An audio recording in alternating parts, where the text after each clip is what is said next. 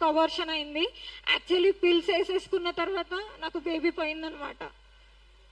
అది ఆ అబ్బాయి పంపించాడు ఆ పిల్స్ కూడా.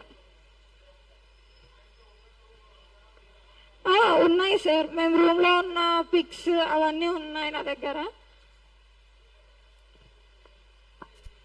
చూపించాలా? ఆ అబ్బాయి ఫొటోసా? నాతో కలిసి ఉందా?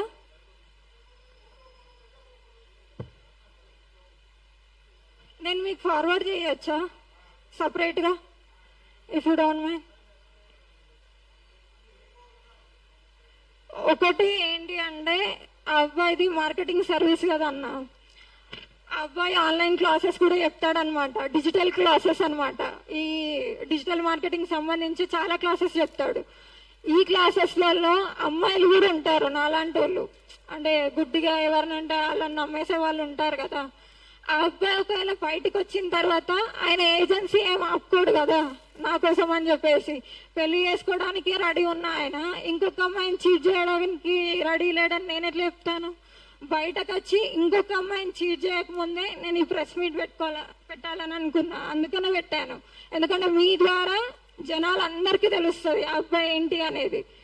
ఫ్రెండ్స్ కి, రిలేటివ్స్ కి ఆ అబ్బాయి మొత్తం సాఫ్ట్ సైడ్ మాత్రమే తెలుసు. ఇట్లా ఒక అమ్మాయిని చీట్ చేసిండు, అబార్షన్ చేసిండు, ఇవి తెలియదు. రీసెంట్ గా వాళ్ళ ఫ్రెండ్స్ కూడా నేను చెప్తేనే తెలిసింది ఆయన ఇట్లా అని చెప్పేసి. వాళ్ళు కూడా షాక్ అయ్యారు. స్టేషన్కి వచ్చినప్పుడు చెప్పాను వాళ్ళ ఫ్రెండ్స్ అందరికి. సార్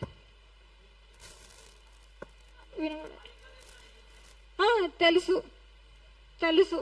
వాళ్ళ అమ్మకి నేను ఫోన్ చేసి కూడా చెప్పాను, ఆంటీ ఇలా అయింది అంటే, నువ్వు చస్తే చావు, మాకేం సంబంధం, మా కొడుకుకి నీకేం సంబంధం లేదని మాట్లాడింది వాళ్ళ అమ్మ. రికార్డింగ్స్ నేను చేసుకోలేదన్నా, లీగల్ దాకా వస్తుందని. కర్నూలు వాళ్ళు ఇప్పుడు రెంటల్లో ఉంటున్నారు. గద్వాల్ దగ్గర ఎర్రవల్లి వాళ్ళ సొంత ఊరు.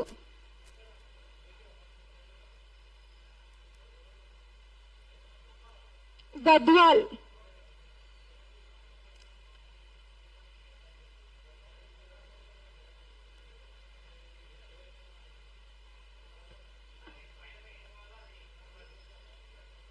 ఒకటి అన్న, వాడి గురించి అందరికీ తెలియాలి. ఏంది అంటే, ఇంకొక అమ్మాయి నమ్మి నాలాగా మోసపోవద్దు. ఇంకోటి ఏంటంటే, ఆ ఎంగేజ్మెంట్ చేసుకున్న అమ్మాయి ఉంది చూడండి, వాళ్ళిద్దరు కూడా ఏం చార్జ్ చేసుకున్నారు నా గురించి అనేది నాకు క్లారిటీ కావాలి. ఎందుకంటే ఆ అమ్మాయి అన్ని తెలిసి ఎంగేజ్మెంట్ కి రెడీ, ఎంగేజ్మెంట్ దాకపోయింది అంటే ఆ అమ్మాయి ఏమన్నా వాడితోటి ముందుకెళ్ళిందా? మరి నా గురించి అంతా తెలిసి చేసుకుందంటే ఎవరైనా అమ్మాయిలు చేసుకోరు కదా. ఇట్లా ఒక అబ్బాయి ఒక అమ్మాయిని చీట్ చేసిర్రంటే ఆ అమ్మాయి కూడా ఒక రకంగా ఇన్వాల్వ్ అయ్యి కదా నా దాంట్లో, నా జీవితం నాశనం కావడానికి. నా గురించి ఆ అమ్మాయికి ఏం చెప్పాడు? జస్ట్ నేను ఫ్రెండ్ అని చెప్పిండంట. ఆ అమ్మాయితో కాన్ఫరెన్స్ కాల్ కూడా మాట్లాడిచ్చాడు ఆ రోజు.